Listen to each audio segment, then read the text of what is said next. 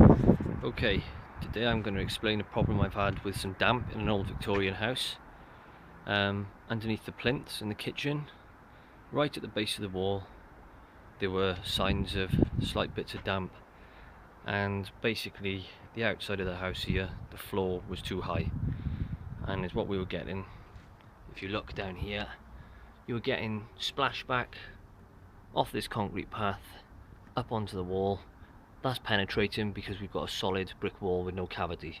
Now unfortunately, with all this cement render, as you can hear, most of it's probably popped. Water's getting inside, it's trapping, and it's trying to seep through the wall. Now this is another problem I'll look at a later date, but to start with, we've decided to dig a trench. Now this trench isn't collecting water, it's fine, and all that gutter water temporarily is coming out there, and we're going to create a drain for that later. But all we've done is we've taken about 8 inches away from the wall. As you can see, we've cut the path away, and what this has done is reduce the splashback onto the wall, and already, only about a week later from when I've done it, you can see that this is nice and dry, and it's drying out a treat, and so are these bricks down here because they were sopping wet. I've done this all the way around, and now this is lower than the inside floor.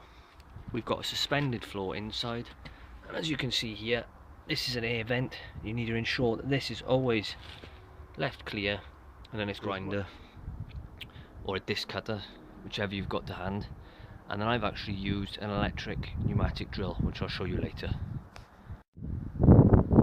Now I'd just like to show you here where I've been getting down behind the kitchen units. If you look closely, you can see these dots here. This is where somebody previously, and I'll stand back so you can see what we're looking at, has had a go at this injection chemical damp proofing, and basically a complete waste of time, and it's done nothing. I think I've had better results in the space of a week from lowering this floor. Now this is something I'm doing myself. It's cheaper, you can do it, it's no problem. Just be careful if you've got any drains going around the outside of your house.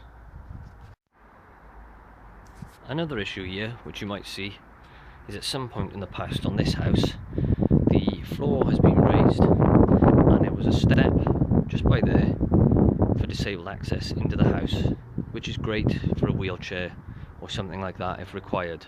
Now, I believe a local authority did this. Unfortunately, in their wisdom, they thought they were helping. But if we go over here and look, bearing in mind that is the interior floor level, as good as, you come around here and you can see where they've raised it up. Okay, now this is no good at all, because again we've got this splashback onto a solid brick wall, and it's all that happens is the moisture penetrates through and you get damp inside. So again, I'm taking this path up, and I've been extremely lucky. If we have a look under here, I'm back down to the original concrete level, so I don't actually have to relay a path, and that will probably be low enough for me to get away with it. But I'm going to have to do a little trench around the side of the house just to be safe, and then this should be good. We may or may not fill it with gravel, we'll see how we go. Now this here is a well worth piece of kit if you can afford it.